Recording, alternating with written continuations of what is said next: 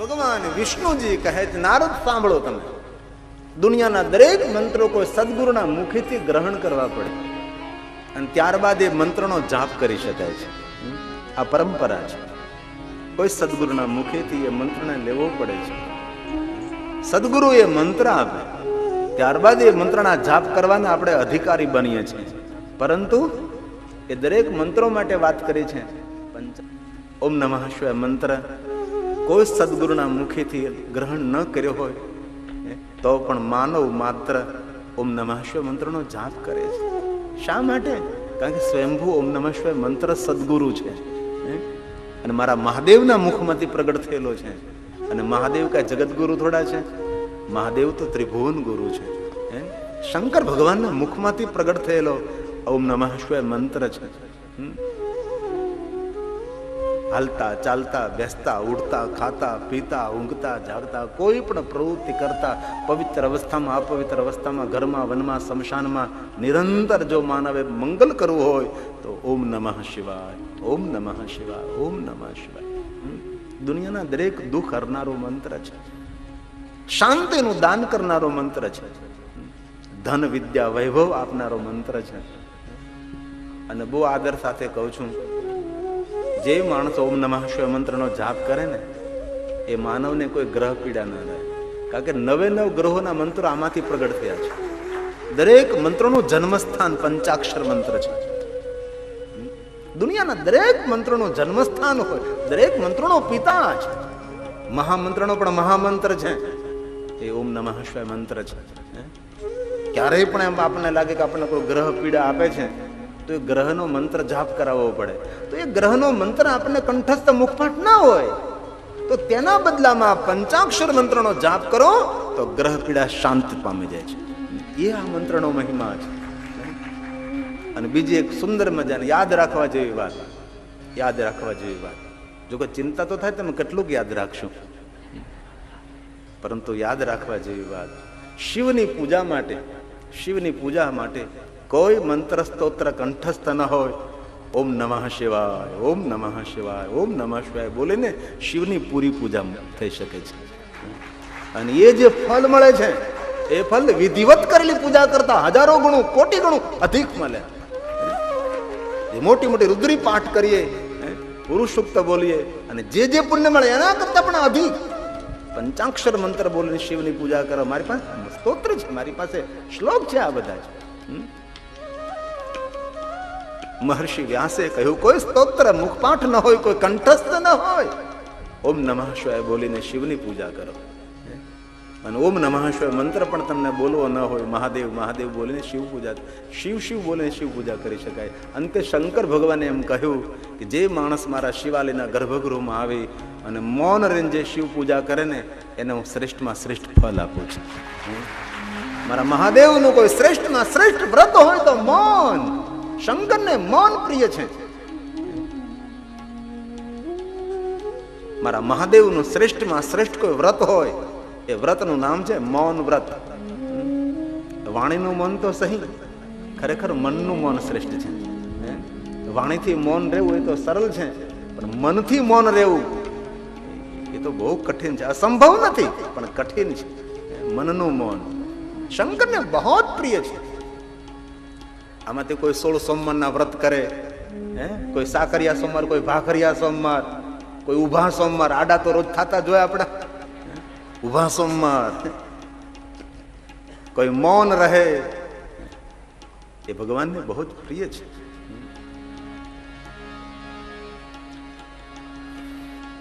હવે જે બેસી ગયા હોય ત્યાંથી એમને ઉભા ન કરવા, કારણ કે પછી એમને અમે એક સારી જગ્યા ગોતીને બેઠા હોય આપણે, સભામાં ડિસ્ટર્બ ન થાય થોડુંક ખ્યાલ રાખવું. સભા પછી ભંગ થાય તો મજા ન આવે ને આપણે કથામાં આનંદ. તો હાલો થોડી વાર માટે હું સરસ મજાની એક ધૂન કરાવું છું, મિશ્ર પહાડી. ઓમ નમઃ શિવાય, ઓમ નમઃ શિવાય, ઓમ નમઃ શિવાય, ઓમ નમઃ શિવાય, ઓમ નમઃ શિવાય, ઓમ નમઃ શિવાય, ઓમ નમઃ શિવાય, ઓમ નમઃ શિવાય.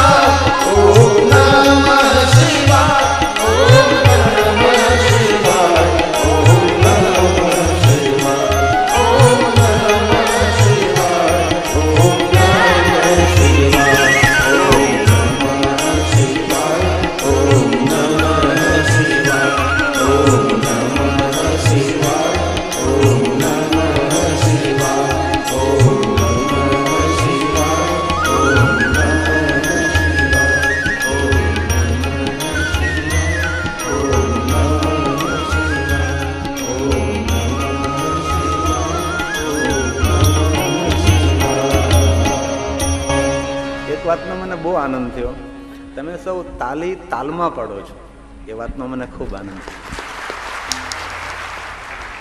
કારણ કે આપણે તો ગામડે ગામડે શહેર શહેરમાં જનારા માણસો, અમુક ગામમાં એવા બતાલ્યા હોય, તાલ્યા તો હોય જ,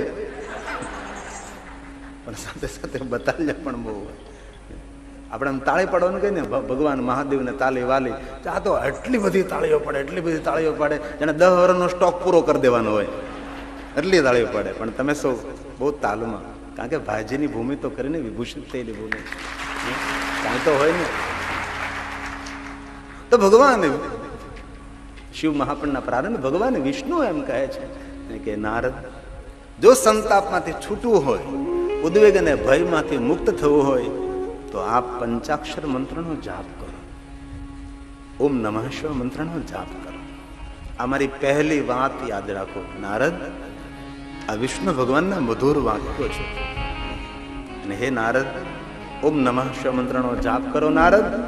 હવે બીજી વાત નારદ સાંભળો. નારદ, આપાદ મસ્તકમ સંયમ ભસ્મનોદ તુલ્ય સાગરમ. બાલમાં ભસ્મનું ત્રિપુંડ કરો નારદ. વિષ્ણુ ભગવાને કેટલી સુંદર વાત કરી. પહેલી વાત એ કરી, સંતાપમાંથી છૂટવા માટે આપ ઓમ નમઃ શિવાય મંત્રનો જાપ કરો. બીજી વાત એવી કરી, ભાલમાં ભસ્મનું ત્રિપુંડ કરો. નારદ, જ્યારે આપણે ભાલમાં કપાળમાં ભસ્મનું ત્રિપુંડ કરીએ ને, ત્યારે આપણું ચિત્ત મન મહાદેવ સાથે જોડાય છે. આપણને સૌને અનુભવ છે ને, આપણે આમ માર્ગમાં જતા હોય અને કોઈના ભાલમાં ભસ્મનું ત્રિપુંડ હોય, તો ભસ્મનું ત્રિપુંડ જોતા કોને યાદ આવે? મહાદેવને યાદ આવે. યાદ કરવા ન પડે શંકરને, સ્વયંભૂ ભસ્મ સાથે મહાદેવને યાદ જોડાયેલી છે. કોઈ પણ ના ભાલમાં ભસ્મની બિંદી જો કે ભસ્મનું ત્રિપુંડ જો, ભસ્મનું ત્રિપુંડ જોતા ભગવાન મહાદેવની યાદ સ્વયંભૂ આવે છે. અને દુનિયામાં સ્વયંભૂ શંકરને એકને જ કહેવાય ને, બાકી કોઈ દેવને સ્વયંભૂ ન કહેવાય. મારો મહાદેવ વિભુ પ્રભુ સ્વયંભૂ શંભુ. એક કોઈના ભાલમાં ભસ્મ જોવો ત્યારે શંકરને યાદ આવે. અને એક શમશાનની બાજુમાંથી નીકળો જ્યારે, જય હનુમાન જ્ઞાન ગુણ સાગર, જય કપિશદેવ લોક જાગર, મહાદેવને યાદ આવે. મહાદેવ શિવને યાદ આવે. નારદ, ભાલમાં ભસ્મનું ત્રિપુંડ કરો. વિષ્ણુ ભગવાનના મધુર વાક્યો. નારદ, જેના ભાલમાં ભસ્મનું ત્રિપુંડ હોય છે એ શંકરને અતિ પ્રિય છે, મહાદેવને બહુ વાલો લાગે છે. તો શંકરને વહાલા લાગવા માટે શું કરવું પડે છે? તો કે ભાલમાં ભસ્મનું ત્રિપુંડ કરવું પડે છે. ભગવાન શંકરે ભવાનીને એમ કહ્યું, ભવાની, કોઈ પણ પુરુષ પોતાની પત્નીના કપાળમાં સિંદૂર જોઈને જેટલો રાજી થાય, એટલો જ હું કોઈના ભાલમાં ભસ્મનું ત્રિપુંડ જોઈને હું રાજી થાઉં છું, હું ખૂબ પ્રસન્ન રહું છું. ભલે આપણે ત્રિપુંડ ન કરી શકીએ, પણ કમસે કમ ભસ્મની બિંદી તો કરી શકીએ કે નહીં? ભલે ત્રિપુંડ કરતા હરમ આવે, આપણને શરમ લાગે. આપણને બજારમાં ઊભા ઊભા પાણીપુરી ખાવાનો શરમ નથી આવતી, પણ ભાલમાં ભસ્મનું ત્રિપુંડ કરવાની શરમ આવે છે. હે ને? અરે શા માટે ભલામણ? મહાદેવની કૃપા વરસતી રહે છે. ભાલમાં ભસ્મનું ત્રિપુંડ અમંગલતાને દૂર કરે છે, જીવન મંગલમય બનાવે છે. તમારે જો અમારા વિદ્વાન બ્રાહ્મણો જ્યારે કોઈ ભગવાનની પૂજા કરાવે ને, એ ભગવાનને પહેલા ચંદન તિલક નહીં, પહેલા તો જજમાનને આખા કપાળની અંદર કહે. શા માટે? એક મોટું વિજ્ઞાન છે. કપાળમાં આપણે તિલક કરીએ એટલે આપણું ચિત્ત મન ભગવાન સાથે જોડાય છે. એક વિજ્ઞાન, મહાવિજ્ઞાન છે. ભાલમાં ત્રિપુંડ કરવાથી ભગવાન મળે ન મળે એ વસ્તુને છોડો, ભગવાનને મેળવાય નથી અને ભગવાનને જોવાય નથી આપણે, પણ જરૂર આપણું ચિત્ત મન ભગવાન સાથે જોડાય છે. નારદ, મહાદેવને ભસ્મ પ્રિય છે. શ્રોત ભસ્મ, સ્માર્ત ભસ્મ, અગ્નિ ભસ્મ, દેવાગ્નિ જનિત ભસ્મ, વેદાગ્નિ જનિત ભસ્મ, શિવાગ્નિ જનિત ભસ્મ, બહુ સારી ભસ્મનો બહુ પ્રકારો છે. રજત ભસ્મ, સુવર્ણ ભસ્મ, ભસ્મ ભસ્મ ભસ્મ. પણ પ્રશ્ન એ થાય આપણને કે શંકરે સુવર્ણ ભસ્મ, રજત ભસ્મનો, યજ્ઞકુંડની ભસ્મ, શિવાગ્નિ જનિત, વેદાગ્નિ જનિત એ ભસ્મનો સ્વીકાર ન કર્યો, અને મહાદેવજીએ કઈ ભસ્મનો સ્વીકાર કર્યો?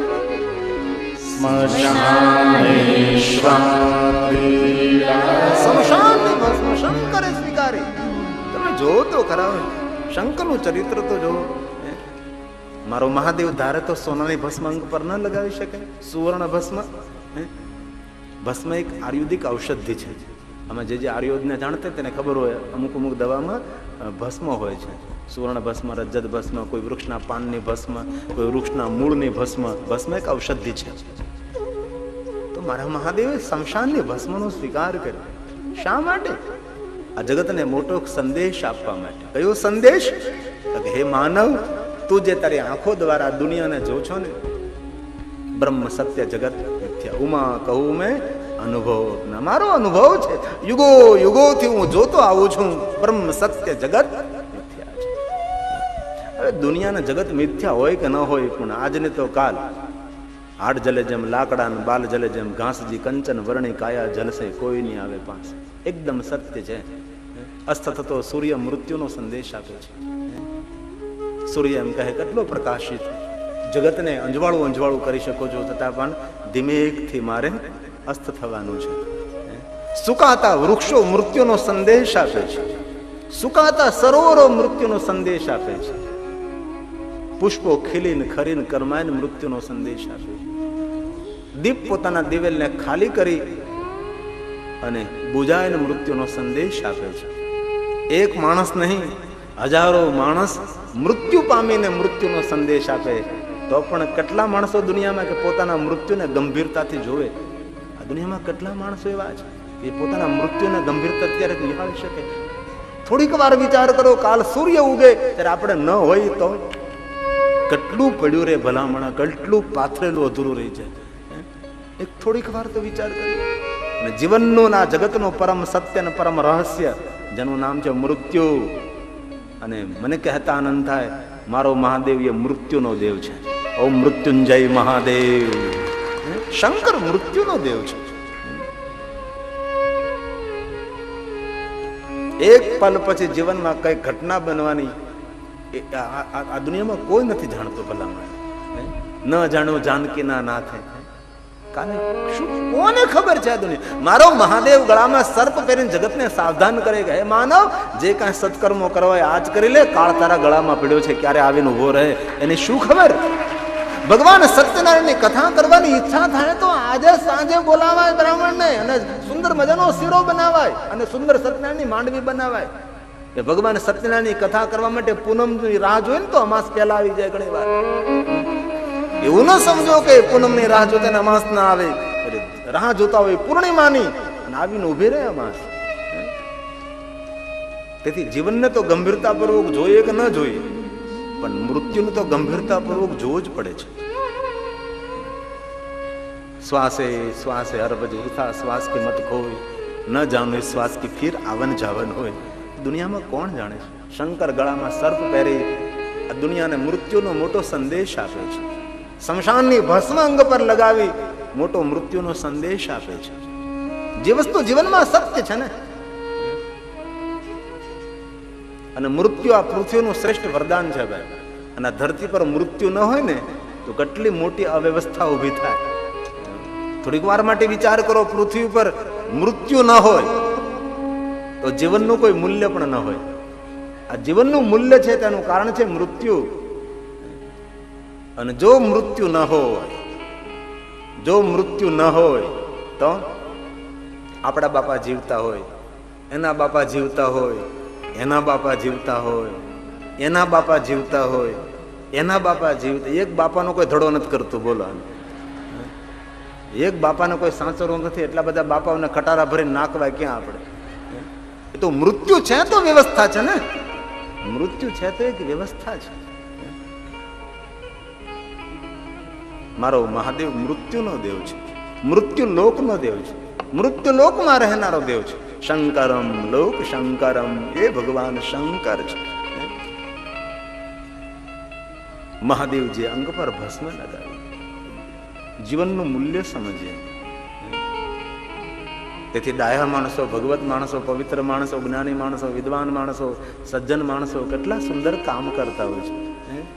સેવા, ભજન, સત્કર્મ, સત્કાર્ય, સત્સંગ, નિરંતર ભગવત પ્રવૃત્તિમાં રત રહેતા હોય છે. ડાયા માણસોનું શ્રેષ્ઠ લક્ષણ છે, ડાયા માણસોની ઓળખાણ છે આ. શિવપુરાણનું એક વાક્ય છે, સજ્જને ક્રિયતે કથા. આ કથા કોના માટે? સજ્જનો માટે છે. અને ભૂલથી એ વહેમ આપણે દૂર જ કરવાનો છે કે કથા સમાજને સુધારવાનું સાધન નથી. આ ભગવાનની કથા સમાજને સુધારવાનું સાધન નથી. કથા એ ભક્તોની સાધના છે, આ એક અનુષ્ઠાન છે, આ એક ઉપાસના છે, ભગવાનની વાંગમય પૂજા છે. કથામાં કોણ આવે? જે ભગવત પ્રેમી હોય. કથામાં કોણ પધારે? જે પ્રભુનો ભક્ત હોય. કથામાં કોણ આવે? જે પુણ્યવાન હોય છે. કથામાં કોણ પધારે? જેનામાં સજ્જનતા હોય, જે પોતાના આત્મકલ્યાણ કરવા માટે પ્રવૃત્ત હોય, એ પ્રભુની કથામાં આવે છે. તેથી કથા સજ્જનો માટે છે. ભગવાન વ્યાસે કહ્યું સજ્જને ક્રિયતે કથા, એવું નથી કહ્યું દુર્જને ક્રિયતે કથા. દુર્જન માણસોએ પોતાના જીવનમાં શું કરવું જોઈએ એ વાત નથી. સજ્જન માણસોએ, ડાયા માણસોએ પોતાના જીવનમાં શું કરવું જોઈએ એના માટે કથા છે. તેથી કથા સાંભળનારને કોઈ સામાન્ય નહીં સમજવા, કથા સાંભળનારને કોઈ નિમ્ન ન સમજવા. કથા સાંભળનારો માણસ પુણ્યવાન ન હોય, એ મહાપુણ્યવાન હોય છે, ત્યારે પ્રભુની કથામાં હોય છે. તેથી જીવનનું મૂલ્ય છે. ડાયા માણસો સેવા કરે, ભજન કરે, સત્સંગ કરે, સત્કાર્ય કરે છે. એક પંક્તિ આયા જો જગ મેં કર લે તુ સેવા, આયા જો જગ મેં કર લે તુ સેવા, જાના હે એક દિલ અકેલા, ભજન તુ કર